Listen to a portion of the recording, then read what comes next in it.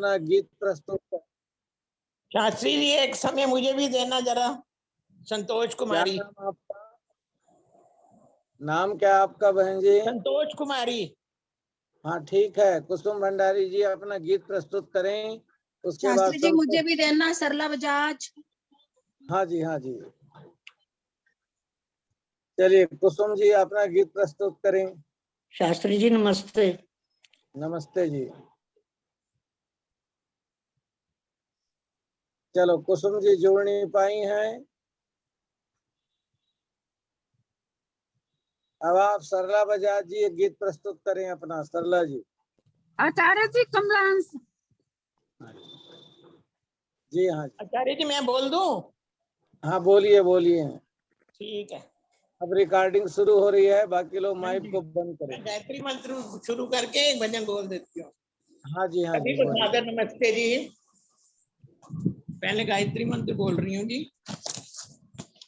ओम भूर्भुवः स्वः तत्सवितुर्वरेण्यं भर्गो देवस्य धीमहि धियो यो न प्रचोदयात्। एक भजन बोल रही हूँ मैं प्रभु भक्ति का। प्रभु सारी दुनिया से ऊंची तेरी शान है, कितना महान है तू, कितना महान है। प्रभु सारी दुनिया से ऊंची तेरी शान है, कितना महान है तू, कितना महान है। यहाँ वहाँ कोने कोने तू ही मशहूर है, यहाँ वहाँ कोने कोने तू ही मशहूर है। निकट से निकट और दूर से भी दूर है, निकट से निकट और दूर से भी दूर है। तुझ में समाया हुआ सकल जहान है, कितना महान है तू, कितना महान है। प्रभु सारी दुनिया से ऊंची तेरी शान है, कितना महान है तू, कितना महान है। तू ही एक मालिक है सारी कायनात का, तू ही एक मालिक है सारी कायनात का।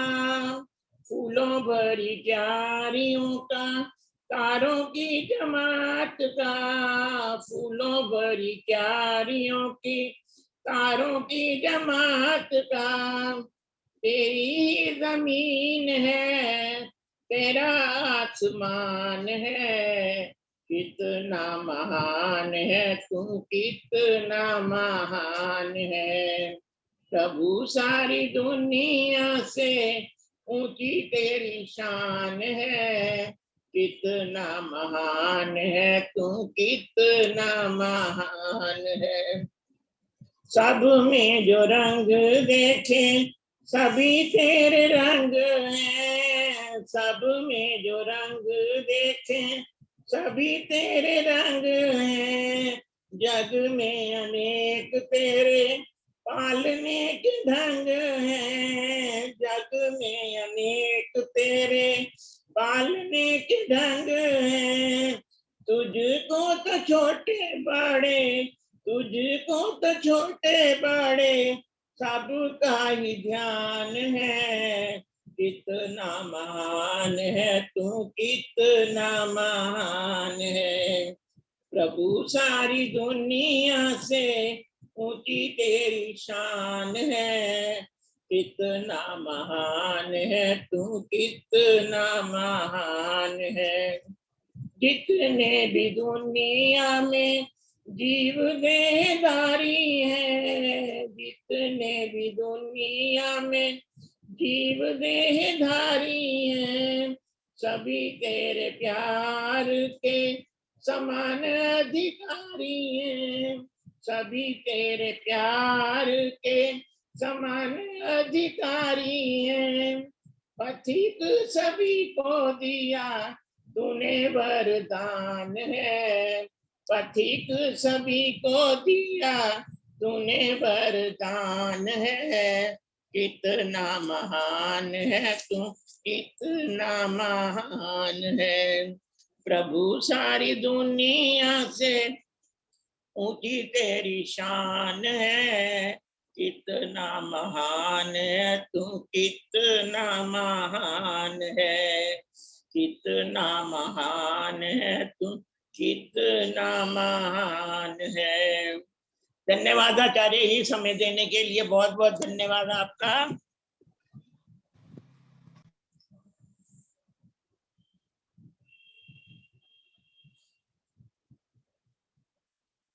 कहाँ चले गए आचार्य जी? धन्यवाद।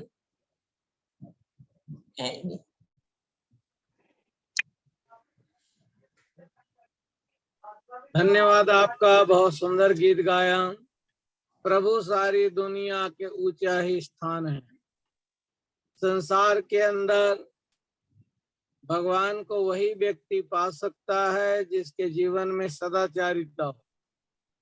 जीवन के हैं दो ही सार, सादा जीवन उच्च विचार। आत्मा हम बोलते हैं, परमात्मा बोलते हैं। आत्मा अल्पज्ञ है, परमात्मा सर्वज्ञ है। आत्मा एक देशी है, परमात्मा सर्वव्यापक है। आत्मा अनंत है, परमात्मा एक है। आत्मा अल्प शक्तिमान है, परमात्मा सर्वशक्तिमान है। आत्मा कर्म फल एवं क्लेश सहित है और परमात्मा कर्म फल एवं क्लेश से रहित है। आत्मा सच्चित है और परमात्मा सच्चित आनंद है। ऐसे जो प्रभु को लोग ध्यान करते हैं तो ईश्वर की कृपा होती है। आइए, अब हमारे बीच में पंडित रमेश चंद वैदिक जी जुड़े हुए हैं, वो अपना गीत प्रस्तुत करेंगे। रमेश चंद वैदिक जी। इसके बाद कुसुम भंडारी जी तैयार रहें। आज के हमारे वक्ता नागपुर से जुड़ चुके हैं।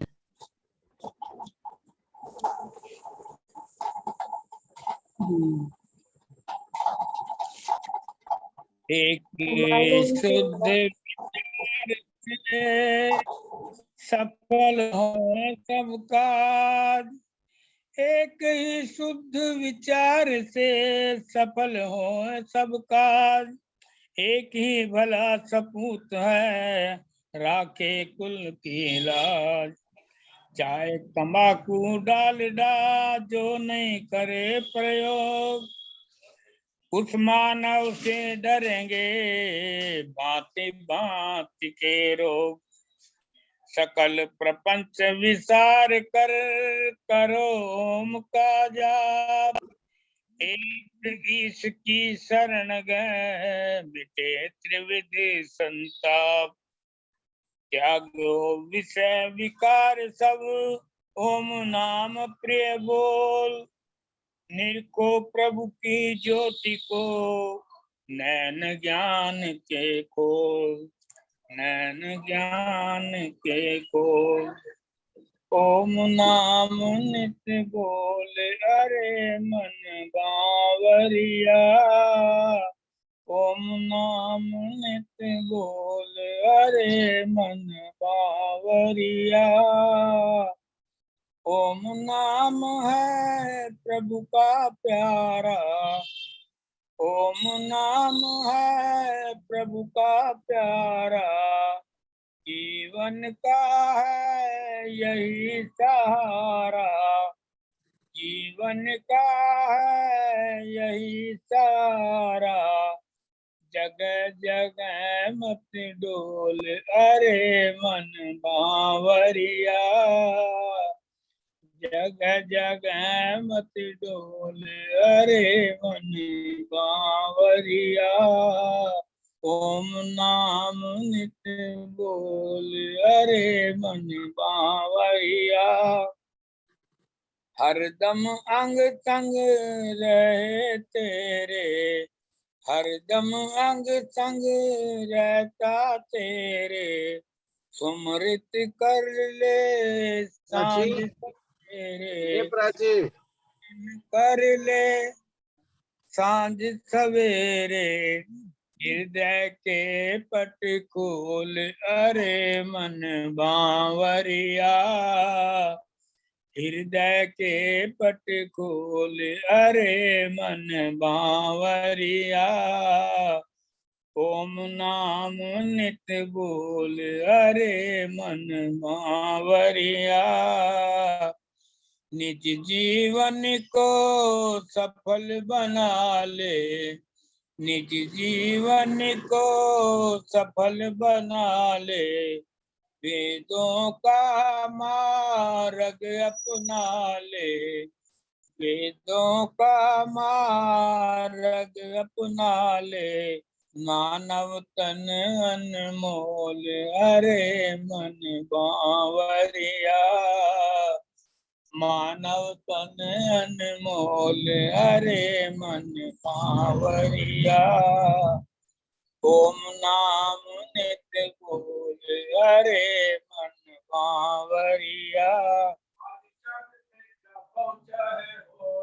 तेरा मेरा कह कर फूला, तेरा मेरा कह कर फूला, माया के बस प्रभु को भूला, माया के बस प्रभु को भूला, बजे कान पे ढोल अरे मन बावरिया, ओम नाम नित बोल अरे मन बावरिया, सिर पर मृत्यु देती फेरा, सिर पर मृत्यु देती फेरा, राघव अमर नहीं तन तेरा, राघव अमर नहीं तन तेरा, होए बिस्तर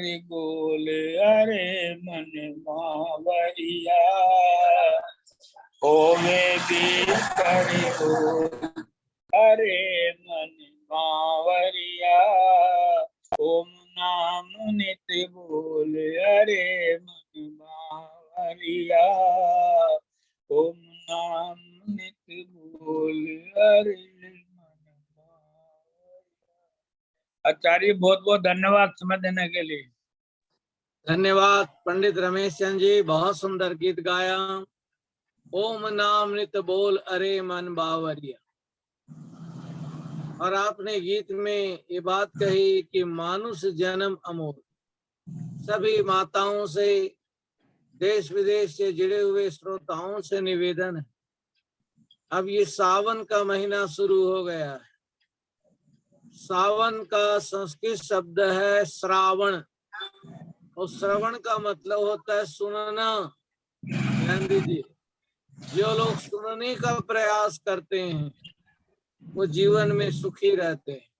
तो मेरा निवेदन है आप लोगों से, आज हमारे बीच दो वक्ता हैं जो बताएंगे ईश्वर को पहले जाने फिर माने, और दूसरे हमारे वक्ता हैं वो है माइग्रेन के कारण उपचार। पहले वक्ता हैं पंडित शिव कुमार आर्य जी, वैदिक विद्वान, नागपुर से हमारे बीच जुड़े हुए हैं। और दूसरे हमारे doctor Rajiv Grover ji, MD acupressure specialist in marma therapy. तो मेरा निवेदन है आप लोगों से, हम ज्यादा से ज्यादा सुनने का प्रयास करें। ये प्रवचन रिकॉर्डिंग हो रही है, पूरी दुनिया में सुने जाते हैं, इसीलिए आओ, जो लोग सुनते हैं उनको भी प्रेरणा मिलती है। तो संतों ने कहा ईश्वर का ध्यान करने के लिए सर्वप्रथम मन की पवित्रता आवश्यक है। ध्यान, हमारा मन चंचल हो जाता, मन स्थिर नहीं, आदत बुरी सुधार ले बस हो गया भजन, मन की तरंग मार ले बस हो गया भजन। मन हमारा चंचल रहित हो, आगे चलें। भगवान का नित्य ध्यान करने से बुद्धि शुद्ध होती है, और शुद्ध बुद्धि से सब प्रकार की सफलताओं का आधार है। यही शुद्ध बुद्धि सब प्रकार के वैभव एवं सुखों का आधार है। तो मनुष्य को संसार के सारे कार्य करते हुए भी अपना ध्यान ईश्वर में लगाए रखना चाहिए। जिस प्रकार पतिव्रता स्त्री पीहर में रहती भी अपने पति में ध्यान लगाए रहती है, ऐसे ही जीवन में ध्यान है। तो आओ इस अवसर पर अब हम नागपुर चलते हैं। पंडित शिव कुमार आर्य जी वैदिक विद्वान 20 मिनट के लिए अपना विचार रखेंगे। ईश्वर को पहले जाने फिर माने।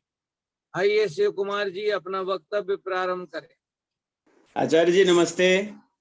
सभी नमस्ते, स्वागत विद्वजनों है को आपका। नमस्ते। हाँ, स्वागत है।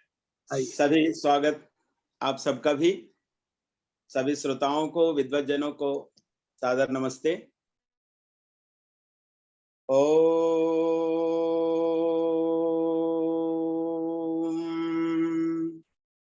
अकामो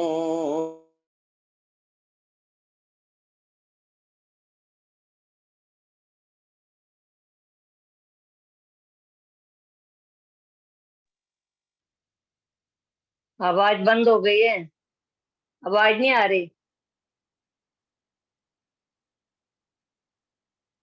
आवाज अजरं युवाम् आत्मानं धीरम् अजरं युवानम्। ॐ सपर्यगाच्छुक्रमकायमव्रणमस्नाविरं शुद्धमपापविद्धं कविर्मनीषी परिभू स्वयंभूर्याथा तथ्यतोऽर्थान् व्यदधाच्छाश्वतेभ्यः समाभ्यः। ईश्वर संसार का रचयिता, पालन करता, संहरता है। उस प्रभु को संसार में देखा जा रहा है। अधिकतर जाने बिना मानने की परंपरा हो गई है। माना जा रहा है पर उन्हें भली भांति से नहीं जाना जा रहा है। उपासना भी की जा रही है पर उपास्य को नहीं जान रहे हैं। तो वेद परमपिता परमेश्वर की अमृतवाणी है, उसमें परमात्मा ने स्वयं बताया है कि वो कैसा है, उनका स्वरूप क्या है। दर्शनों में भी बताया है। योग दर्शन कहते हैं क्लेश कर्म विपाकाशयैर परामृष्टः पुरुष विशेष ईश्वरः। वह क्लेश कर्म से, बंधनों से, फल युक्त कर्मों से रहित है और पुरुष विशेष है। आत्मा भी पुरुष है, परमात्मा भी पुरुष है। आत्मा सच्चित है, परमात्मा सच्चिदानंद है, परम पुरुष है। उस पुरुष को जानना है। वह सर्वत्र विद्यमान रहकर सभी प्राणियों की पालना करता है, रक्षण करता है, संरक्षण करता है। अकामो धीरो, कोई कामना उन्हें नहीं है, क्योंकि समस्त आगे के भाग में आएगा रस से तृप्त है। धीर वीर गंभीर है और सदैव रहने वाला अजर अमर अविनाशी है। उस स्वयंभू परमात्मा को जाने जो समस्त रसों से युक्त है, आनंद रस से युक्त है, सुख समृद्धि को देने वाला, ऐश्वर्य को देने वाला है। कुतश्च नोनः, कहीं से भी कोई न्यूनता उसके अंदर नहीं है। उस प्रभु को जानकर जो समस्त विद्याओं का देने वाला है, विद्वान है, कवि है, मनीषी है, दुख द्वंद पीड़ा से छूट जाता है, मृत्यु जैसे दुख से भी छूट जाता है, उसे कोई भयभीत नहीं कर सकता जो उस प्रभु को इस प्रकार से जान जाता है। और इस आत्मा को भी वही पवित्र करने वाला है, क्योंकि इस आत्मा के अंदर भी विराजमान है।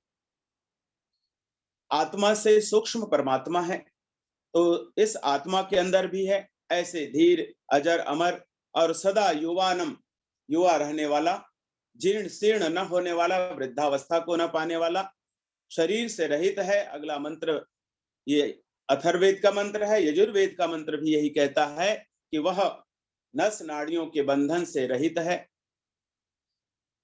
शुद्ध है, पवित्र है और कवि मनीषी है। अणु अणु में, कण कण में समाया हुआ है, परिभू है। उस प्रभु को जाने, उस प्रभु को जान करके माने। कवियों ने सुंदर रचा है। गीत भी बहुत सुंदर सुंदर बनाया है। जिसने रचा है संसार हो, जिसने रचा है संसार, आओ मानने से पहले उसको जान लें। जिसने रचा है संसार, जगत को बनाना और बनाकर चलाना बस उसका ही काम है। जगत को बनाना और बनाकर चलाना बस उसका ही काम है। अवधि की समाप्ति पर सृष्टि को मिटाना बस उसका ही काम है। सर्वशक्तिमान सर्वधार हो, जिसने रचा है संसार, आओ मानने से पहले उसको जान लें। जिसने रचा है संसार, ऐसा संसार को रचने वाला परमपिता परमेश्वर है। महर्षि देव दयानंद जी ने, जिन्होंने वेदों का ज्ञान हमें पुनः प्रदान किया, वेदोद्धारक महर्षि दयानंद जी, जिन्हें लोग कहते थे कि वेद समाप्त हो गया, वेद ज्ञान नहीं है, और शंखासुर ले गया असल में, तो उसे पुनः स्थापित किया और परमात्मा को जानने के लिए वेद का ज्ञान, परम प्रमाण को स्थापित किया। विद जाने विद लाभे विद सत्तायाम, वेद के ज्ञान के द्वारा ही परमात्मा को जानेंगे, वेद के ज्ञान के द्वारा ही संसार में समस्त सुख सुविधाओं को प्राप्त करेंगे, जीवन को सफल और सार्थक बनाएंगे और उस प्रभु की सत्ता को जान पाएंगे। तो इसलिए वेद ज्ञान ही प्रभु का अमृत ज्ञान है, अमृत वाणी है। उसे ही जानकर हमारा जीवन सफल, मानव जीवन सफल होगा। इसलिए ऋषिवर ने पवित्र नारा दिया, वेदों की ओर लौटो, बैक टू वेदास।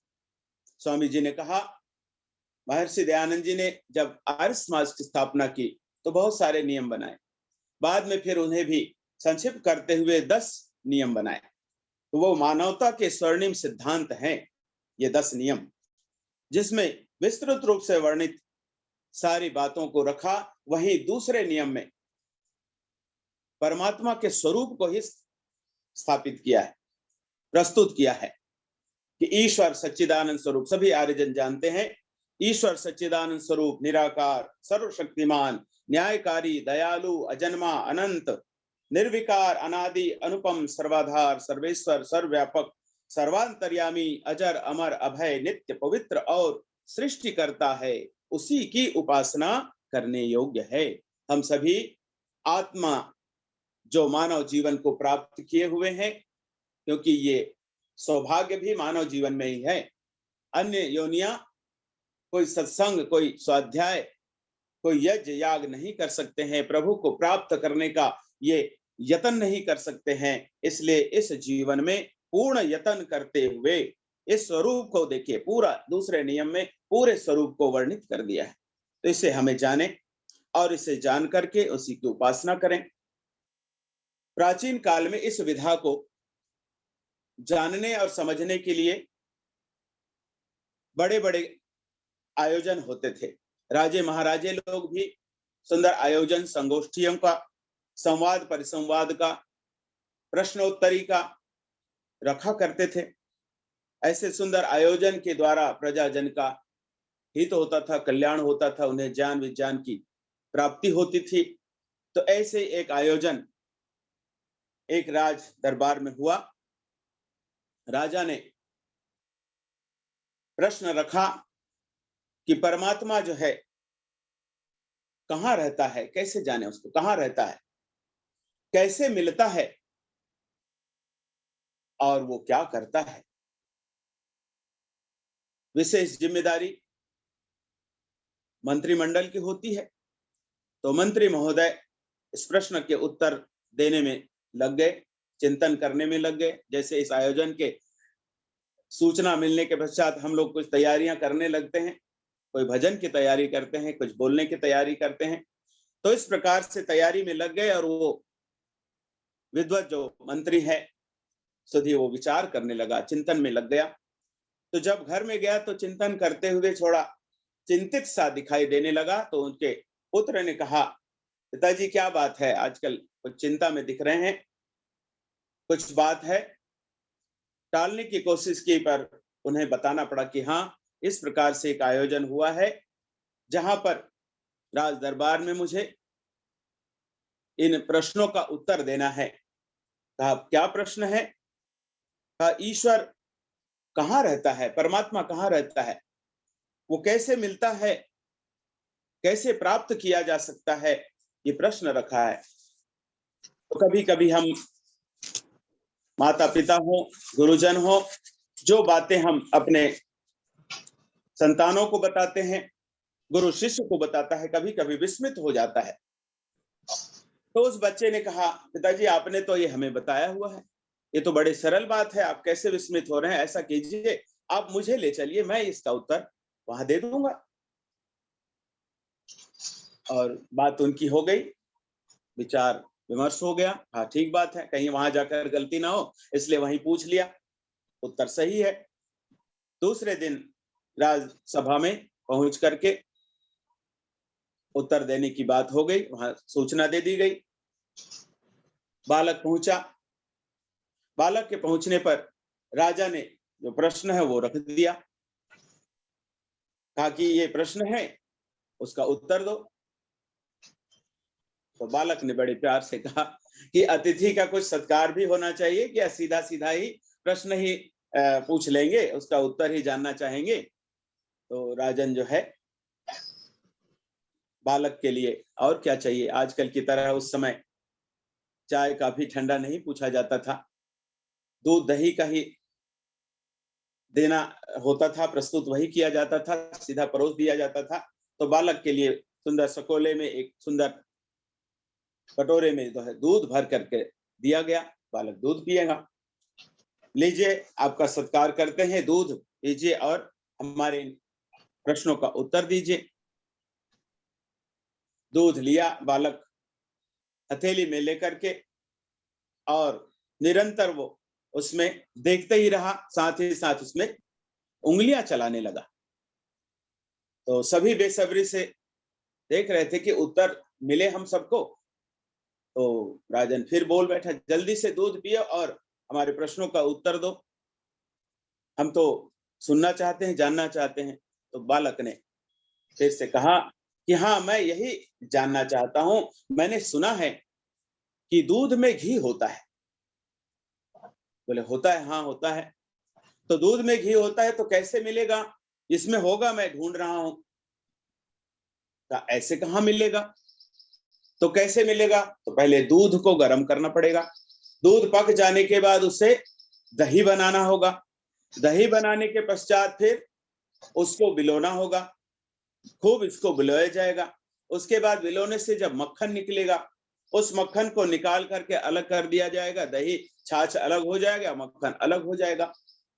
अब उस मक्खन को फिर आग में तपाया जाएगा और उस आग में तप करके जब निकलेगा तो दो भाग निकलेगा, वहां भी जला हुआ चीज अलग हो जाएगा मक्खन का, और जो निकलेगा सार वो घी होगा। अच्छा, ऐसा इस प्रकार से मिलता है। तो इतने उत्तर देने के बाद उन्होंने तुरंत ही दूध पी लिया। कहा कि राजन, सभाजन, यही प्रश्न का उत्तर है। दो प्रश्नों का उत्तर इसी एक कार्य में सिद्ध हो गया। कहा कैसे? कि परमात्मा सभी जगह रहता है। पहला प्रश्न है, परमात्मा कहाँ रहता है? परमात्मा सभी जगह रहता है। तेल है तिलों में जैसे पत्थर में आग है, तेल है तिलों में जैसे पत्थर में आग है, घृत है दूध में जैसे गन्ने में मिठास है, त्यों ही प्रभु कण कण में वास है, त्यों ही प्रभु कण कण में वास है। तो कण कण में वास है परमात्मा का। जिस प्रकार से दूध में घी फैला हुआ है, उसको प्राप्त करने के लिए दही बनाना होता है। दही के बाद फिर मक्खन निकालना होता है। मक्खन के बाद उसको फिर तपाया जाता है, उसके बाद घृत निकलता है। वैसे ही जीवन में योगाभ्यास करना होता है। योगाभ्यास सभी कहते हैं ना, कण कण में बसा है पर वो नजर आता नहीं। कण कण में बसा है पर वो नजर आता नहीं। योग साधन के बिना कोई उसे पाता नहीं। तो योग साधन अपनाना पड़ेगा। योग साधन में अहिंसा, सत्य, स्तेय, ब्रह्मचर्य, अपरिग्रह, यम नियम, आसन, प्राणायामों का पालन करना पड़ेगा। ध्यान, धारणा और समाधि की ओर जाना होगा। अष्टांग योग का पालन करना होगा। इन नियमों का जब पालन करेंगे, उस विधिवत परमात्मा को प्राप्त कर सकेंगे। परमात्मा को प्राप्त करने का तात्पर्य क्या है? परमात्मा आप और हम जैसे मिलते हैं वैसे नहीं मिलेंगे। जिस प्रकार से भूख प्यास को महसूस किया जाता है, अंतरात्मा में परमात्मा को उसी प्रकार से उसके आनंद को, उसके आह्लाद को जब चारों ओर से प्रसन्नता हो जाएगी, चारों ओर से समस्त दुख, द्वंद, पीड़ाओं का नाश हो जाएगा, समाप्ति हो जाएगी, तब उस परमपिता परमेश्वर के आनंद का, जैसे वो परमात्मा पवित्र है, जैसे वो परमात्मा दयालु है, जैसे परमात्मा न्यायकारी है, उसी प्रकार से उनके गुण कर्म स्वभावों को इस आत्मा में, इस जीवन में जब हम धारण कर लेंगे, तब हम भी पवित्र होकर, हम प्रार्थना में कहते हैं, तेरे अमृतमयी गोद में बैठने के अधिकारी बने। तो उस अमृतमयी गोद में बैठने के अधिकारी कब बनेंगे? जब स्वयं भी पवित्र हो जाएंगे। उस परम पवित्र से अपवित्र आत्मा कैसे मेल कर सकता है? उससे योग कैसे होगा? उससे संयोग कैसे होगा? उससे संयोग तभी होगा जब उसी प्रकार से स्वयं परम पवित्र होकर के और अहिंसा का पालन करते हुए हिंसा रहित होकर के चलेंगे, तो यह जीवन उसी प्रकार से सफल होगा। जब उस प्रभु की भक्ति उपासना करेंगे, तो यह दूसरे प्रश्न का उत्तर दिया। कहा परमात्मा सब जगह रहता है और योगाभ्यास से प्राप्त होता है। करता क्या है? वो करता क्या है? कहा बहुत देर हो गया, वो खड़ा ही था जब तक बालक। फिर कहा क्या करता है? राजन, आप निरंतर प्रश्न ही किए जा रहे हैं, हमें अभी तक बैठने के लिए कोई आसन नहीं दिया। तो बालक को फिर और कहा कि आप गुरुवत प्रश्न कर रहे हैं या शिष्यवत, जिज्ञासा भाव से? तो उन्होंने कहा कि भाई पूछने वाला तो शिष्यवत ही होता है, जिज्ञासा भाव होता है। तो थोड़ा आसन जो है राजन अपने समीप ला करके, अपना आसन तो वहीं रखा, दूसरा एक छोटा और आसन लगा करके थोड़ा ऊपर रख करके उस बालक को बिठाया और फिर नीचे तो हो ही गया, तो बैठ गया। कहा ये तीसरे प्रश्न का उत्तर है। ईश्वर क्या करता है? ईश्वर वही करता है जो ऊपर है उसे नीचे करता है, नीचे है उसको ऊपर करता है। जिसका जिसका जैसा जैसा कर्म होता है, वैसा वैसा फल ईश्वर प्रदान करता है। यथा योग्य कर्मों का फल देता है। किसी प्रकार से किसी के ऊपर कोई मेहरबानी नहीं करता और किसी को कोई कष्ट दे करके किसी को पीड़ित नहीं करता। परमात्मा परम दयालु है, परम कृपालु है, न्यायकारी है। उसके इसी न्याय व्यवस्था में, इसी दयालुता में हमें भी रहना है इस संसार के अंदर, तब हमारा कल्याण होगा, संसार का कल्याण होगा। हम देख रहे हैं कि आज लोग हिंसा वृत्ति को ज्यादा धारण कर रहे हैं, असहिष्णु होते जा रहे हैं, पेशेंस किसी में नहीं, कोई किसी में ठहरना नहीं चाहता, स्थिरता समाप्त हो गई है, आपाधापी दुनिया में बहुत बढ़ गई है। तो इसलिए ईश्वर के उस सच्चे स्वरूप को हमें जानना आवश्यक है। उस सच्चे स्वरूप को जब तक नहीं जानेंगे, हमारा और संसार का कल्याण नहीं होगा। ऋषिवर देव दयानंद जी ने इसलिए कहा कि पकड़ा जाए तो पकड़ लो, नहीं तो कुछ भी हाथ नहीं लगेगा, यूं ही गोते खाते रह जाओगे। तो ऐसे पवित्र मार्ग का, वेद मार्ग का हमें अवलंबन करना चाहिए, अनुसरण करना चाहिए। ऋषि मुनियों के पवित्र मार्ग पर चलकर ही हमारा सबका कल्याण होगा। सभी एक दूसरे से प्रेम करें परस्पर। वेद कहता है आगे, संगच्छध्वम संवदध्वम, हम सब मिल करके चलें, मिल करके बोलें। ये सुंदर आयोजन शास्त्री जी आचार्य जी निरंतर करते रहे हैं, सर्वकाल से आगे चला आ रहा है। हम इस आयोजन को करते रहें और अपने जीवन को सफल बनाएं, सबको इस वेद के पवित्र मार्ग पर ले चलें, ईश्वर विश्वासी बने, आस्तिक बने और वेद मार्ग पर चलें। इन्हीं शब्दों के साथ अपने वाणी को विराम। ओम शांति शांति शांति। धन्यवाद पंडित शिव कुमार आर्य जी, आप नागपुर से हैं। बहुत सुंदर आपने वक्तव्य दिया। ईश्वर को पहले जाने फिर और माने। हमारे श्रोता भारत के कोने कोने से, कनाडा से जुड़े हुए हैं, मॉरिशस से जुड़े हैं, सभी का हम हार्दिक आभार प्रकट करते हैं। मेरा निवेदन है, जो श्रोता मेरे जुड़े हैं वो थोड़ा सुनने में पक्के रहें। यजुर्वेद के 33वें अध्याय में एक मंत्र आया है, उपना सुनवो गिरह सृढ़बंतु अमृतस्य ये सुमृडिका भवन्तु न। जो हमारी संतानें हैं वे अमृत स्वरूप परमेश्वर की वेदवाणी को गुरु चरणों में बैठकर या वेदज्ञ विद्वान समेत बैठकर श्रवण करें, जिससे सुख समृद्धि हो। ध्यान दीजिए, इतना बड़ा लाभ बताया है माताओं। यदि भजन का अवसर ना मिले तो सौभाग्यशाली मानो कि हमें विद्वान के मुखार विंद से सुनने को मिल रहा है। विद्वान आजकल मिलते नहीं। स्वदेशे पूज्यते राजा विद्वान सर्वत्र पूज्यते। राजा जो है अपने देश में पूजा जाता है, विद्वान सर्वत्र है। तो मेरा निवेदन है आप लोगों से, आपको यदि भजन का अवसर न मिले तो धन्य मनाओ। आज हम सुनने वाले बने हैं। यजुर्वेद के 33वें अध्याय का मैंने मंत्र रखा आपके सामने। कई लोगों में बड़ी भावना होती है। प्रभु की कृपा से 22, 23, 24 को मैं 3 दिन बिलासपुर आ रहा हूँ, मध्य प्रदेश।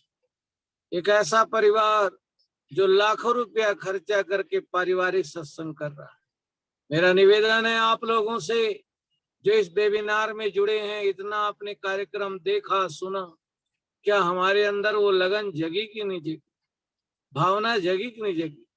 और उस कार्यक्रम के आयोजक को मैं प्रणाम करता हूँ।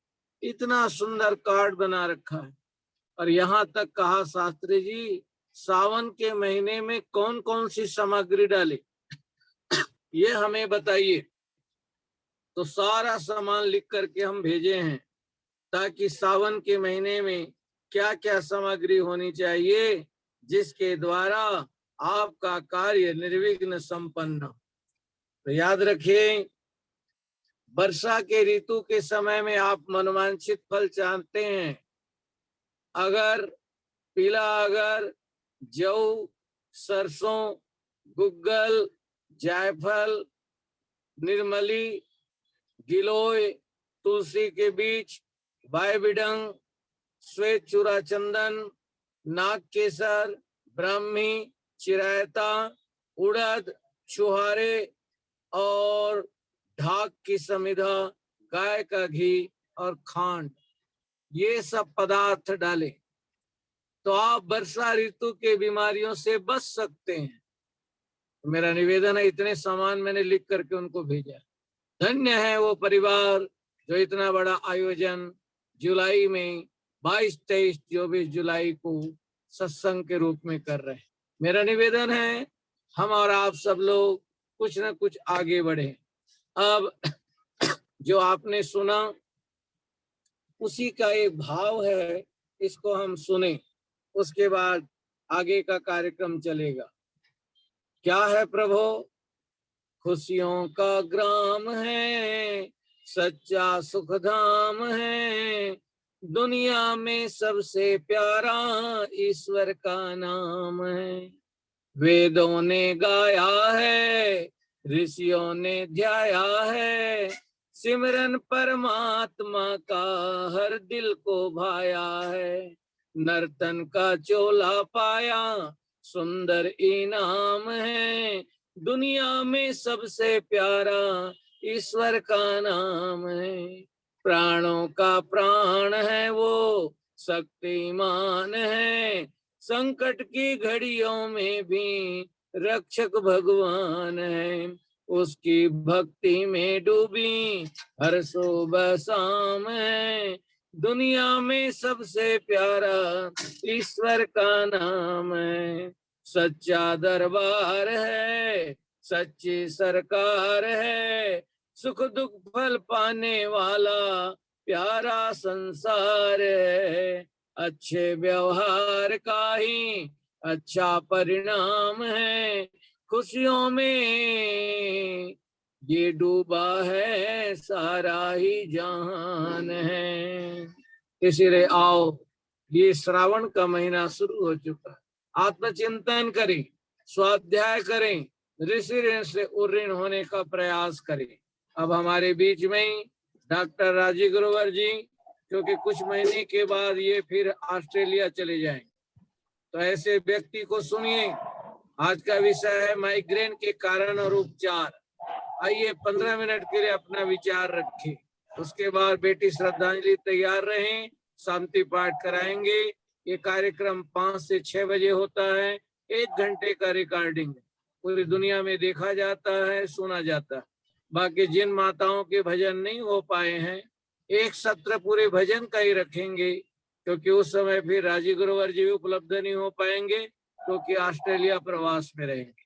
आइए राजीव जी अपना विषय प्रस्तुत करें, माइग्रेन के कारण और उपचार, और लाफ्टर योगा भी कराइए। आचार्य जी को सादर नमन और नमस्ते जी आचार्य जी। नमस्ते कविता आर्य जी को मेरी नमस्ते। इन्होंने बहुत अच्छा ये हमारा चलता है, इसमें बहुत सी ज्ञान की बातें सुनने को मिलती हैं। मुझे खुद बहुत अच्छा लगता है, कई आपकी शंकाएं जो दूर होती हैं, तो सुनना बहुत ज़रूरी है। आज जैसा मेरा विषय है माइग्रेन, तो पहले सबसे पहले कहते हैं prevention is better than cure. हमें पहले माइग्रेन के रूट काज देखना चाहिए कि इसका मुख्य कारण क्या है। एक तो इसका मुख्य कारण है स्ट्रेस। आजकल लोग जरा जरा सी बात पे, छोटी छोटी सी बात पे बहुत टेंशन ले लेते हैं, स्ट्रेस ले लेते हैं, वो एक इसका मुख्य कारण है। गैस प्रॉब्लम, जिन लोगों को गैस बनती है पेट में ज़्यादा, खाना ठीक से पचता नहीं, वो भी इसका एक मुख्य कारण है। ओवर एक्सर्शन, कई लोग अपनी हिम्मत से ज़्यादा, जैसे कई माताएं, मतलब कई मैंने लेडीज़ को देखा वो सारा दिन किचन में खड़ी रहती हैं। अब उनको मैंने कई लेडीज़ को ऐसे उनको सजेस्ट किया कि आप एक स्टूल रख लो। तो ओवर एग्जॉस्ट होना है, वो भी इसका माइग्रेन का एक मुख्य कारण है।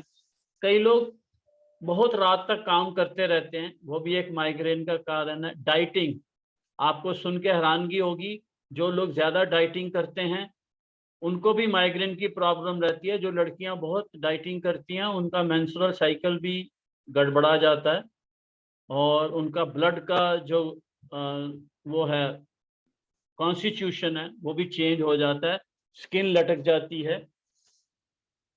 तो जो भी डॉक्टर हैं जो डाइटिंग वाले हैं वो ये चीज़ें नहीं बताते कि इसके साइड इफ़ेक्ट क्या हैं।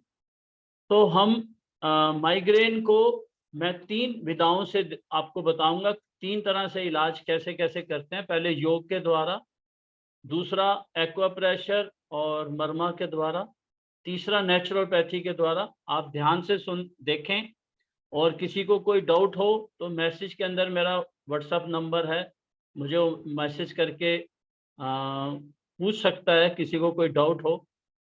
योग के द्वारा मुद्राएं मैं इस कई सेशंस में बता चुका हूँ। ये हमारा 5 एलिमेंट से हमारा शरीर बना है। ये आपका अग्नि तत्व है, ये वायु, उसके साथ जो सबसे बड़ी उंगली है वो आकाश, उसके साथ पृथ्वी, उसके साथ जल। इसमें हमें जो सबसे ज़्यादा काम आती है वो है हेडेक मुद्रा। हेडेक मुद्रा बनानी बहुत आसान है। हम सूर्य मुद्रा, जिस भी तत्व को हमें कम करना होता है, हम उसको अंगूठे की रूट में लगाकर मिडिल फ्लेंज को हल्का सा प्रेस करते हैं, तो हम सूर्य मुद्रा के साथ ये पहली 2 उंगलियां मिलाते हैं, तो ये बनती है हेडेक मुद्रा। इसको आप कभी भी, आपको सिर दर्द हो, आपको शायद सुन के हैरानगी होगी, मेरी उम्र खुद 64 साल है, मैंने आज तक कभी सिर दर्द की गोली नहीं खाई। इसका आप कारण, क्योंकि सिर के अंदर दर्द होने वाली कोई चीज़ नहीं है। सिर के अंदर 90% जो है आपके वाटर कंटेंट है, और सिर का जो वेट है ज़्यादा नहीं है, 400 ग्राम के करीब होता है। उसका मेन काम है पूरी बॉडी को कमांड देना। ये हेडेक मुद्रा आप 15 मिनट लगाएं दिन में 3 बार। कोई भी मुद्रा 21 दिन में अपना पूरा रिजल्ट देती है, थोड़ा सा लंबे गहरे सांस के साथ। और किसी भी मुद्रा को करने का समय जो है 45 मिनट होता है दिन में। अगर आपके पास एट ए टाइम समय है तो आप एट ए टाइम कर सकते हैं, नहीं तो 15-15 मिनट दिन में 3 बार। आप टीवी देख रहे हैं तब भी लगा सकते हैं, आप वॉक कर रहे हैं तब भी लगा सकते हैं, सिवाय सूर्य मुद्रा के। सूर्य मुद्रा ये होती है, इसको बैठ के किया जाता है। अगर इसको आप चलते फिरते करेंगे तो आपको चक्कर आ सकते हैं। और इस मुद्रा को 5 से 10 मिनट से ज़्यादा नहीं करते। इसके लगाने से एकदम पसीना आता है, गर्मी लगती है। जिन लोगों को ठंड ज़्यादा लगती है वो ये मुद्रा उपयोग कर सकते हैं। एक तो हो गई हेडेक मुद्रा, महाशीर्ष मुद्रा भी कहते हैं इसको। दूसरी ज्ञान मुद्रा, बहुत सिंपल है। ये आपके pituitary gland, pineal gland, hypothalamus part of your brain, उसको रिलैक्स करेगी। तीसरी मुद्रा अपान, ये चिड़िया। ये सारी मुद्राओं का विवरण आपको इंटरनेट में मिल जाएगा, सिर्फ आप नाम नोट कर लें, करने की विधि देख लें। इसको हल्के से टच करना है और लंबे गहरे सांस। और ये हो गई योग के द्वारा। अब हम देखेंगे एक्वा प्रेशर। ये आपका हेड एरिया है। जब हम उल्टा हाथ रखते हैं, ये आपका हेड है, जो ये आपकी 2 टांगे हैं, ये आपके हैंड्स है। आप इसको हेड को यहाँ मसाज कर सकते हैं देसी घी से, नारियल के तेल से, मॉइस्चराइजर क्रीम से। ये आपका हेड एरिया, यहाँ आप इसको प्रेस करेंगे, हाथ से प्रेस कर सकते हैं। पेन हो आपके पास रेनॉल्ड का, आप उससे कर सकते हैं। आपको इसको ऐसे हल्का सा दबाएं। फिर यहाँ हमारी पिट्यूटरी ग्लैंड का पॉइंट है। इसको 3 तरह से किया जा सकता है, आप जो आपको सूट करे। इसको आप हल्के से टैपिंग कर सकते हैं, इसको आप प्रेस कर सकते हैं, नहीं तो दोनों हाथों से इसको आप प्रेशर दे सकते हैं 6-6 के सेट में 3 बार। और उसके बाद आपने ये आईब्रोज, ये आपको माइग्रेन में बहुत हल्का सा आप घी भी लगा सकते हैं, इसको आप सहलाएंगे। कई लोगों को आई साइड की वजह से होता है, वो आईज पे ऐसे टैप कर सकते हैं।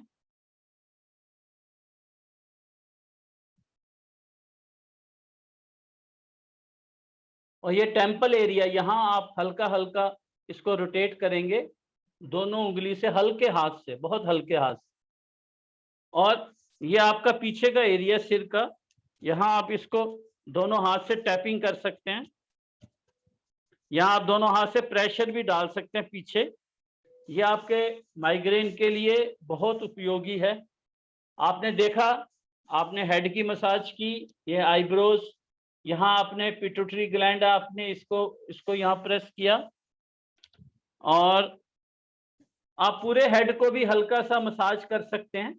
और जैसे मैंने पहले आपने कई सेशंस में बताया, जो हमारा अधिपति मर्म है, जो ये आप सारी उंगलियां मिलाएंगे तो ये लेजर का काम करेंगी। जहां हम चोटी बनाते हैं, हम इसको धीरे से प्रेस कर सकते हैं 7 बार सांस छोड़ते हुए। ये तो हो गया मर्म और एक्वाप्रेशर के द्वारा। नेचुरोपैथी में जैसे आप खाना, जिन लोगों को गैस ज़्यादा बनती है, वो सौंफ भून लें और उसमें धागे वाली मिश्री मिला लें, और खाना खाने के बाद वो आधा चम्मच ले सकते हैं वो पाउडर, उनको गैस नहीं बनेगी। आप एक नीले शीशे की बोतल ले लें, उसके अंदर नारियल तेल आप धूप में 3 दिन चार्ज कर लें। आजकल तो सावन का महीना, धूप कम निकलती है। जिन दिनों में धूप निकले उसको लकड़ी के पटरे पे रखना है, उसको 3 दिन धूप दिखानी है। उस तेल से आप हल्की सी मसाज कर सकते हैं सिर की। जिन लोगों को, जिन लेडीज को खुश्की की वजह से माइग्रेन की प्रॉब्लम, उनकी अंदर ड्राइनेस आ जाती है, जिनको पीरियड्स भी नहीं ठीक आते, जिन लेडीज को या लड़कियों को पीरियड्स ठीक नहीं आते, वो मेंसेस के दिनों में गर्म पानी में 2 चम्मच देसी घी, गाय का घी, वो 10-11 बजे वो लेना चाहिए, क्योंकि अंदर ड्राइनेस की वजह से भी पीरियड्स ठीक नहीं आते। शायद आपको जान के हैरानगी होगी, जो भी बिटिया पैदा होती है संसार में, जिस दिन वो पैदा होती है, नंबर ऑफ एग्स उसके फिक्स्ड होते हैं। वो नंबर ऑफ एग्स ईश्वर की तरफ से लेके आती है, जो हर एग जो है हर एक महीने के साइकिल में वो रिलीज होता रहता है। अगर वो प्रॉपर रिलीज नहीं होता तो वो अंदर खराबियां पैदा करता है, कहीं वो फेब्रॉइड्स बन जाता है, कहीं वो अटक जाता है, कईयों को सिस्ट बनने लग जाते हैं। तो पीरियड्स का टाइमली मतलब क्लियर होना एक बहुत जरूरी है लेडीज के लिए। अगर उनको हेल्थ, गुड हेल्थ चाहिए तो ज्यादा डाइटिंग ना करें। अगर डाइटिंग कर रहे हैं तो थोड़ा घी का सेवन जरूर करते रहें। जिन लोगों को खुश्की की वजह से माइग्रेन है वो 1 चम्मच खसखस आधा गिलास पानी में रात को भिगो के रखें, सुबह उसको दूध में उबाल लें और 10-11 बजे उसको गुनगुना पिएं। मतलब ज्यादा गर्म नहीं पीना, उससे आपको लूज मोशन हो सकते हैं। गुनगुना पिएं 1 हफ्ता, उनकी सारी खुश्की चली जाएगी, माइग्रेन खत्म हो जाएगा। चलिए, मेरा समय थोड़ा सा कम हो रहा, अब हम लाफिंग की तरफ जैसा शास्त्री जी ने मुझे आज्ञा दी, कहा है कि भाई लाफिंग भी जरूर करानी है, वो बहुत जरूरी है। हम थोड़ा अपने आप को वार्म अप करेंगे, मुंह बंद करके हम हंसना शुरू करेंगे। और मैं आपसे रिक्वेस्ट कर रहा हूँ कि 2 सेशन मेरे और रह गए हैं, जो मैं उससे बाद मैं ऑस्ट्रेलिया चला जाऊंगा। आप लोग शास्त्री जी को लिख के भेज दें क्या किस टॉपिक पे आप चाहते हैं मैं सेशन लूं।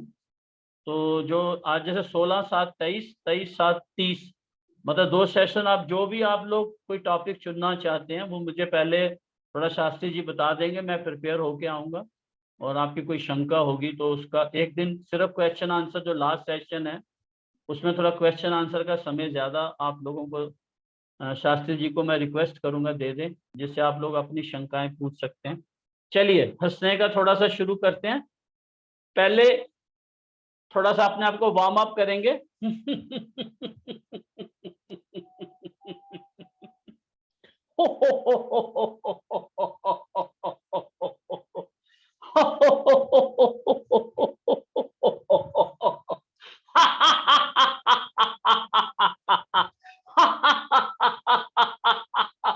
अब नमस्ते मुद्रा में हंसेंगे।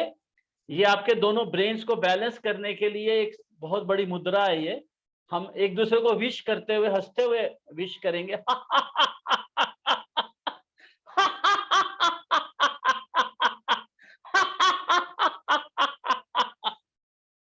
फिर जैसे हम अपना स्ट्रेस निकालने के लिए, जैसे हम ब्लेम करते हैं किसी को, तो हमारी इंडेक्स फिंगर खड़ी हो जाती है, हम एक दूसरे को हंसते हुए ब्लेम कर।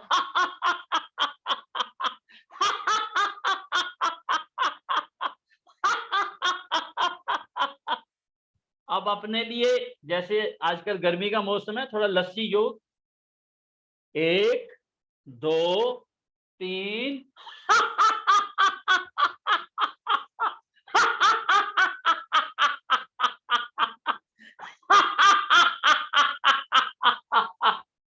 अपने लिए 3 अफर्मेशंस करेंगे। जो भी है, जहां भी बैठा, खुल के हंसें, स्वस्थ रहें, आनंदित रहें और हंसते खेलते रहें।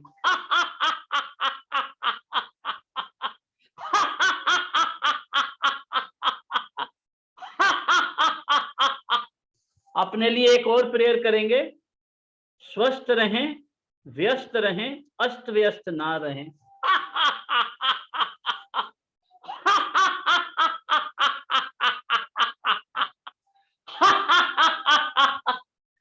एक और अपने लिए अफर्मेशन करेंगे, स्वस्थ रहें, आनंदित रहें, सबको अपनी हंसी बांटते रहें।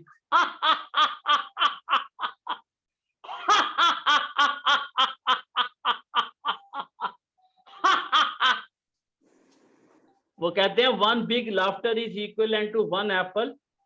तो ये आप लोगों ने जो सारा आचार्य जी ने हमें ये सारा मौका दिया, मैं उनका धन्यवाद करता हूँ। अपनी वाणी को विराम देता हूँ। आप सब लोग स्वस्थ रहें, आनंदित रहें। आपका इतवार संडे शुभ हो। धन्यवाद डॉक्टर राजीव जी। ये रात को क्या मंगलवार आएगा, उस मंगलवार में पूरा टाइम हम रखेंगे, कोई वक्ता नहीं होंगे, राजीव जी का ही होगा। और उसके बाद प्रश्नोत्तर भी होंगे, क्या क्या समस्या उसका समाधान हो उस चीज के लिए। तो आइए, मैं देख रहा था हमारे श्रोताओं को, जब आप हास्य योग करा रहे थे तो बुजुर्गों में भी हंसी आ रही थी। तभी ये पत्रिका हमारी अब छपने की कगार में है, उसमें चुटकुला लिखा हुआ है। एक चुटकुला सुना के 2 गीत हैं जिनके नाम आए हैं, कुसुम भंडारी जी, गीता जी, ये तैयार रहे। उसके बाद शांति पाठ। कहते हैं शादी के अगले दिन अचानक आशीष अपनी बीवी से मारपीट करने लगा। तो लोगों ने पूछा क्यों मार रहे हो बेचारी को? आशीष कहने लगा इसने मेरी चाय में ताबीज डाला है मुझे बस में करने के लिए, मुझे मेरी माँ से दूर करना चाहती है। बीबी रोते हुए बोली मूर्ख कहीं के, वो ताबीज नहीं है, टी बैग था। जिंदगी बड़ी विचित्र। चलिए बहुत धन्यवाद। अब चलिए कुसुम जी और गीता जी तैयार रहे। आपके 2 नाम आए थे। हाँ, कुसुम भंडारी जी अपना गीत, इसके बाद गीता जी तैयार रहे, उसके बाद श्रद्धांजलि बेटी शांति पाठ कराएंगे। आप हैं कुसुम जी? चलिए गीता शर्मा जी आप हैं, आप आइए जल्दी। हाँ जी, आपने बुलाया मेरे को आचार्य जी? हाँ बोलिए। हाँ बोलिए। जी मैं एक छोटा सा भजन बोलती हूँ ऋषि जी का। आ लौट के आओ दयानंद, आ लौट के आओ दयानंद, तुझे हमें आज बुलाते हैं। तेरा महका हुआ है गुलशन, तेरा महका हुआ है गुलशन, तुझे हमें आज बुलाते हैं। आ लौट के आओ दयानंद। शिव जी का व्रत कर शंका त्याग कर निकला था योगी निराला, नारी का उद्धार किया महा उपकार, किया राह को दिखाने वाला, तुझे बांधती है मन में उमंग, तुझे बांधती है मन में उमंग, तुझे हमें आज बुलाते हैं। आ लौट के आओ दयानंद। लोगों को अमृत या खुद ने जहर पिया, स्वामी थे भाव निराले, सबका कल्याण किया विद्या का दान, जग में किए थे उजाले। मेरे ऐसे थे स्वामी दयानंद, मेरे ऐसे थे स्वामी दयानंद, तुम्हें हमें आज बुलाते हैं। आ लौट के आओ दयानंद, तुझे हमें आज बुलाते हैं। वेदों का ज्ञान है बड़ा ही महान है, ऋषि ने जो हमको सुनाया, कैसा निराला ज्ञान सारे जगत का मान, स्वामी तू फिर से सुनाया। तूने जीने का सिखाया नया ढंग, तूने जीने का सिखाया नया ढंग, तेरी सभी याद मनाते हैं। आ लौट के आओ दयानंद, आ लौट के आओ दयानंद, तुम्हें हमें आज बुलाते हैं। तेरा महका हुआ है गुलशन, तेरा महका हुआ है गुलशन, तुम्हें हमें आज बुलाते हैं। शत शत नमन मेरा। स्वामी जी को बहुत बहुत धन्यवाद आपका। आचार्य जी आपने मुझे समय दिया, बहुत बहुत धन्यवाद आपका। धन्यवाद कुसुम जी, आप सदा कार्यक्रम में जुड़ती है और एक अच्छी बात है, सुंदर गीत गाया आपने और कमेंट्स भी लिखती रहती हैं। ये आप लोग के अंदर बड़ी प्रतिभा है। तो सभी देवियों से, माताओं से, भाइयों से निवेदन है, आज आपने डॉक्टर राजीव ग्रोवर जी से क्या सुना तो उसको 3-4 पंक्ति में लिख के फेसबुक में डालो। और कुसुम जी आप ये फोटो आदि होते हैं उसका भी फोटो खींच करके फेसबुक में डालो। जो कौम गाती नहीं है वो मिट जाती है। प्रचार प्रसार हो ध्यान दीजिए। आज मीडिया का जमाना है। क्या हो रहा है लंका में 1 मिनट में खबर मिलती है। क्यों? ये मीडिया का माध्यम। तो आप लोग थोड़ा थोड़ा हाथ बटाइए। थोड़ा थोड़ा पानी के टंकी से जल नीचे आता है तो रात भर में बाल्टी भर जाती। ऐसे सब महिलाएं अपना अपना दायित्व निभाएं। दमयंती जी भी निरंतर जुड़ती हैं। वो भी बहुत अच्छा लिखती हैं। भगवान उनको लेखन शक्ति दी है। आज आपने विद्वान से क्या सुना 4-5 पंक्ति में। राजीव ग्रोवर जी ने माइग्रेन के उपचार के लिए क्या बताया 2-3 पंक्ति। सब अपने फेसबुक व्हाट्सएप में डालिए। दुनिया के कोने कोने के अंदर में बैठे हुए व्यक्ति को वेद ज्ञान प्राप्त हो सके। आपको धन्य मानना चाहिए कि आप एसी में बैठ के सत्संग सुन रही हैं। ऐसे लोग हैं बाहर साउथ अफ्रीका आदि देशों में जहां धरती में पैर नहीं रख सकते, मचान पेड़ों में बना करके वहां बेचारे सो रहे हैं। तो धन्य आप इस देश में जन्म लिए एसी की सुविधा में। और कहाँ नागपुर से विद्वान आपको सत्संग सुना रहे हैं, कहाँ ऑस्ट्रेलिया के बंदे जुड़े हैं। तो भगवान का धन्यवाद करो। मुझे तूने दाता बहुत कुछ दिया है, तेरा शुक्रिया है, तेरा शुक्रिया है। न मिलती दी हुई दात तेरी तो क्या थी जमीन में औकात मेरी। ये बंदा तो तेरे सहारे जिया है, तेरा शुक्रिया है, तेरा शुक्रिया। आप अपने अपने कर्तव्यों को निभाइए। आप चलें। गीता जी हैं, कविता जी शुरू से जुड़ी हुई हैं। गीता शर्मा जी अपना एक छोटा सा गीत प्रस्तुत करें। उसके बाद कविता जी सबका धन्यवाद करेंगी। बेटी श्रद्धांजलि शांति पाठ कराएंगी। ये सारा रिकॉर्डिंग हो रही है। नमस्ते आचार्य जी। हाँ नमस्ते, स्वागत है, बोलिए। हाँ जी, ऋषि जी का भजन बोल रही हूँ मैं। बड़े हम सो रहे कब से, जगाया था दयानंद ने, अजल की नींद से हमको उठाया था दयानंद ने। बड़े हम सो रहे कब से, जगाया था दयानंद ने। मुखालिफ एकदम चौंके, हवायां उड़ गई उनकी।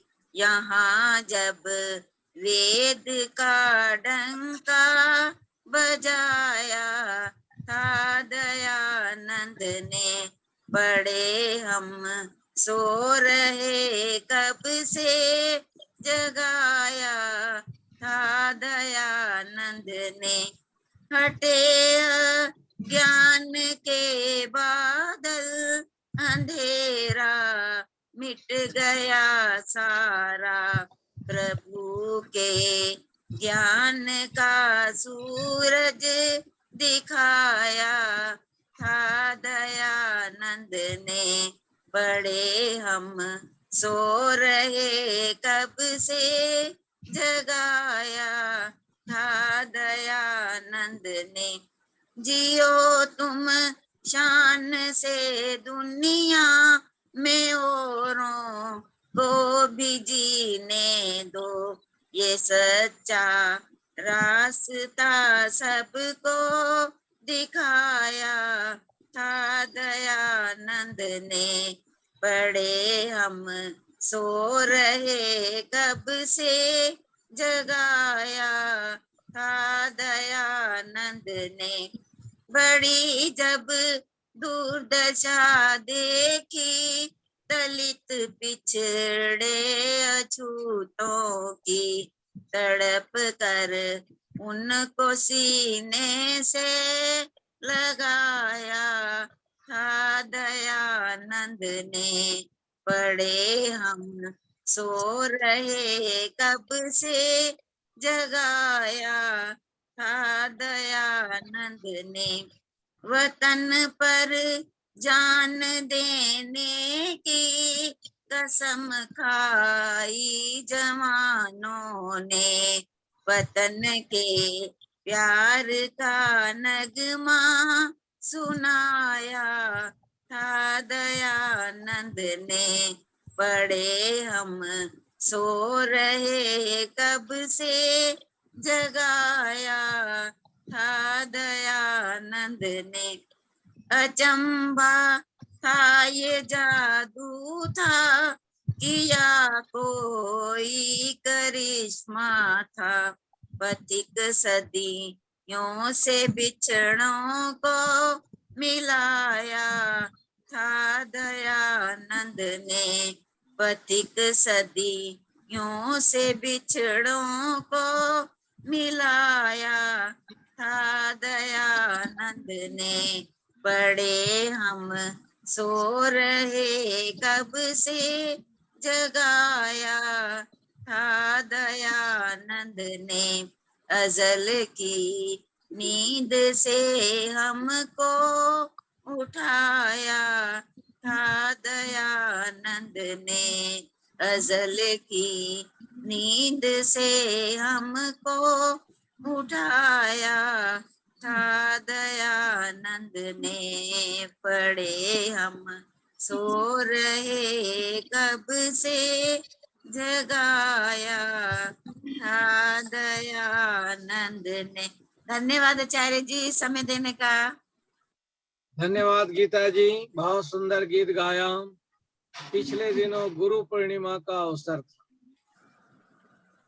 कई लोगों को मैं देखता हूँ, ऐसे ऐसे लोग। सुबह हमारे पास भाजपा के लोग आ गए, 15-13 लोग, 15-16-17 लोग आ गए गुरु पूर्णिमा के दिन।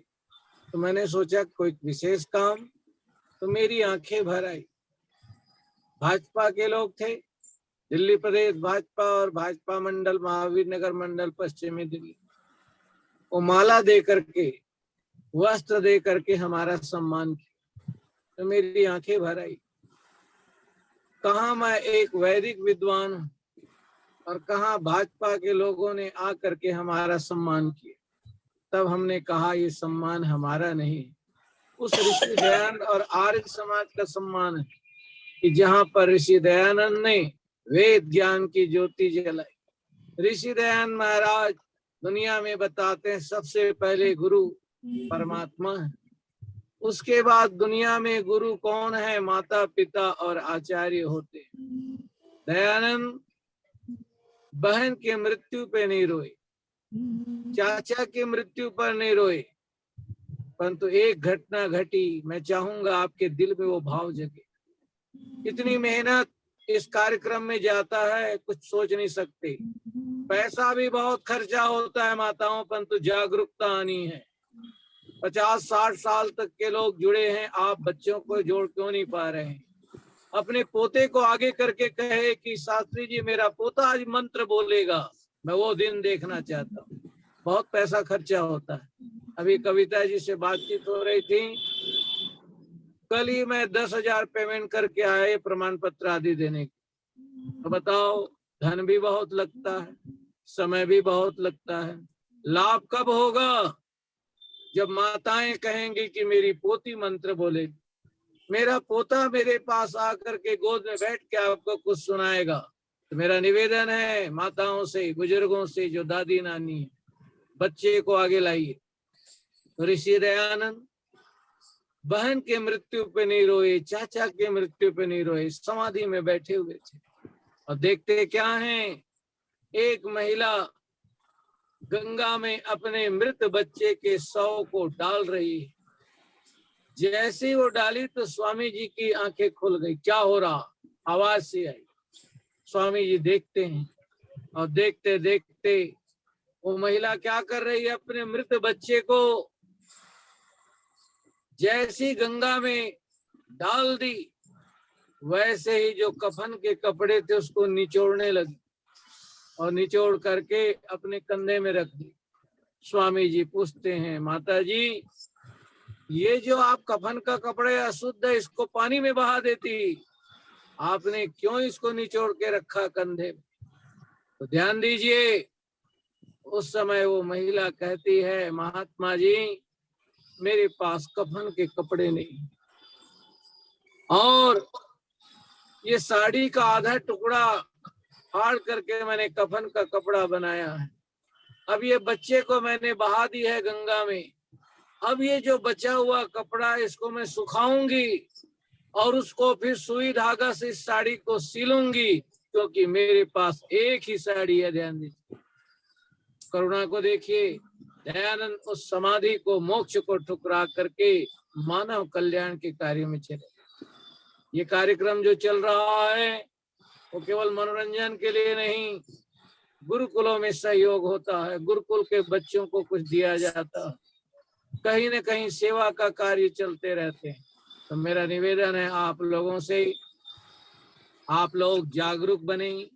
इतने समय हमें सत्संग सुनते हो गया, आगे बढ़ें और अगले मंगलवार को जिन पोतों से भजन बुलवाना है, पोतियों से, दोता दोती, उन लोगों से जो भी मंत्र प्रस्तुति आदि करानी है वो हमें सोमवार के शाम तक अब उस बच्चे का नाम भेज दी। बच्चों को आगे लाइए, बच्चे बचेंगे तो देश बचेगा। इन्हीं शुभकामनाओं के साथ आप सब भाग्यशाली हैं, ये सत्संग का अवसर मिलता है।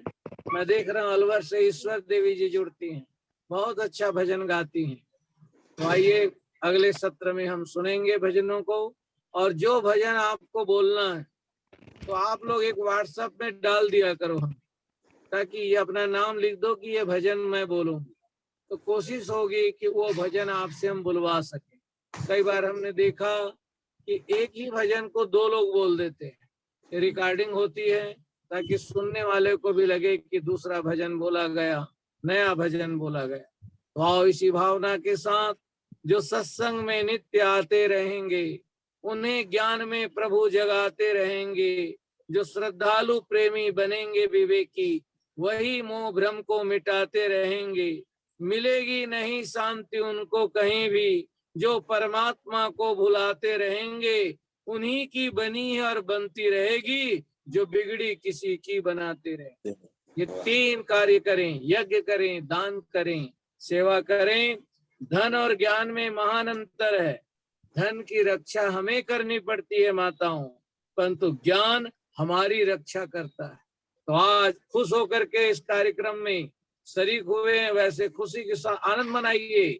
आज हमने बहुत कुछ सुनने का अवसर मिला, बड़े विद्वान को सुना, हमने राजीव ग्रोवर जी को सुना।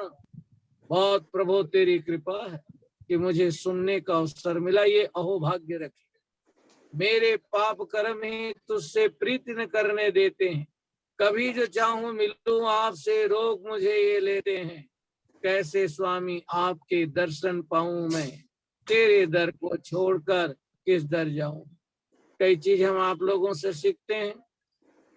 पिछले दिनों एक परिवार में मैं गया, वहां से हवन करा के फिर मुझे उठाला के प्रवचन में जाना था।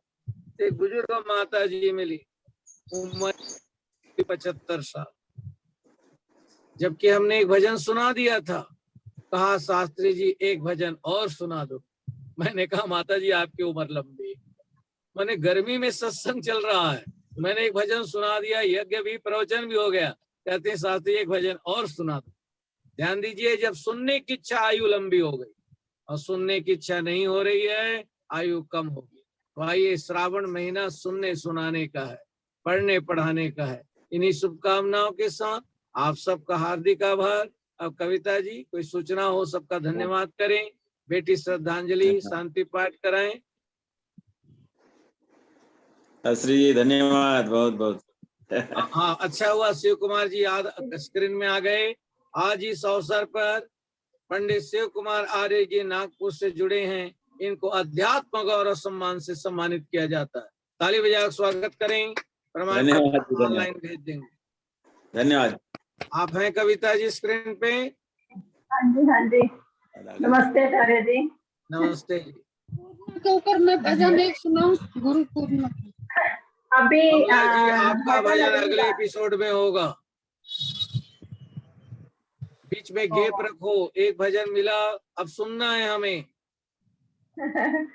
आज समय भी आगे बढ़ गया है और आज हमारे वक्ता शिव कुमार जी जो जुड़े हैं नागपुर से, उनका बहुत अच्छा प्रवचन था। अध्यात्म पथ पत्रिका के तत्वाधान में 3 वर्ष से ये कार्यक्रम चल रहा है और निरंतर इसमें अध्यात्म की बात तो होती ही है, वेद की ज्ञान की बातें, और हम विभिन्न विद्वानों से सुनते भी हैं। और सुनते सुनते हमें ऐसा लगता है जब ये कार्यक्रम ना हो तो कैसा लगेगा। इसलिए आचार्य जी आज की, जबकि फिजिकली भी स्टार्ट हो चुका है, पर ये निरंतर कार्यक्रम हमारा चलता रहेगा। और अब तो इसकी रिकॉर्डिंग भी चल रही है। और आप सभी से एक अनुरोध है कि इस अध्यात्म पथ पत्रिका को थोड़ा मजबूत बनाएं और अपना सहयोग निरंतर इसके लिए देते रहें, ताकि आचार्य जी का थोड़ा सा और, जैसे कहते हैं ना, कि उत्साह और बढ़े, और इसी मजबूती के साथ वो वेद का डंका जो विश्व में बजा रहे हैं, इसी तरह अपने ज्ञान की गंगा बहाते रहें हमारे बीच में। और आचार्य जी से भी अनुरोध है कि सभी जो हमारे जुड़े हुए हैं, आपने सभी का इतना मान सम्मान किया है, इतनी पत्रिकाएं दी है, तो ऐसा लगता है कि हमें आचार्य जी का अब मान सम्मान करना है। और वो मान सम्मान तभी होगा जब हम उनका सहयोग पूरे तन मन धन से करेंगे। और आप इसी तरह जो उनकी वो अपनी बात तो मन की कहते रहते हैं आचार्य जी, तो उसको ही आगे बढ़ाते रहें। और आचार्य जी का सहयोग जितना कर सकें उतना करें। आप सभी का बहुत बहुत धन्यवाद। डॉक्टर राजीव ग्रोवर जी अपना निरंतर समय देते हैं, उसके लिए भी उनका धन्यवाद करती हूँ। अब भजन अगली बार, नहीं तो 2 पंक्तियां थी। जरा सत्संग जाने की गंगा बहती मिलेगी, इस सत्संग में ज्ञान की गंगा बहती मिलेगी आप सभी को। धन्यवाद आचार्य जी आपका। धन्यवाद कविता जी, आप सदा हमारे कार्यक्रम में जुड़ती हैं, हॉस्पिटल में हो तो भी उस समय जुड़ती हैं। हमारे भजन सम्राट नरेंद्र आर्य सुमन जी भी अब अमेरिका जाने वाले हैं, तो इसीलिए आओ, भगवान करे सबकी यात्रा मंगलमय हो। स्वर्णा सेतिया जी भी जुड़ती हैं। अगले सत्र में एक भजन का ही रख देंगे सबका, क्योंकि जिसका भजन नहीं हो पाता तो लगता है आज अधूरा सा रह गया, तो एक सत्र सब आप लोग के नाम में होगा। अब चलें, श्रद्धांजलि जी आप हैं स्क्रीन पे, शांति पाठ जय घोष कराएं। ओम आचार्य जी। शांति पाठः। ओम जौः शान्तिरन्तरिक्षं शान्तिः पृथिवी शान्तिरापः शान्तिरोषधयः शान्तिः वनस्पतयः शान्तिर्विश्वे देवाः शान्तिर्ब्रह्म शान्तिः सर्वं शान्तिः शान्तिरेव शान्तिः सा वा शान्तिरेधि। ॐ शान्तिः शान्तिः शान्तिः। जो बोले सो अभय वैदिक धर्म की जय। मर्यादा पुरुषोत्तम श्री रामचंद्र जी की जय। योगेश्वर श्री कृष्णचंद्र जी की जय। गुरुवर विरजानंद जी की जय। महर्षि स्वामी देवदयानंद जी की जय। स्वामी श्रद्धानंद जी की जय। भारत माता की जय। गो माता का पालन हो, वेद की ज्योति जलती रहे, ओम का झंडा ऊंचा ऊंचा रहे, आर्य समाज अमर रहे। कृण्वन्तो विश्वम आर्यम कृण्वन्तो विश्वम आर्यम। वैदिक ध्वनि।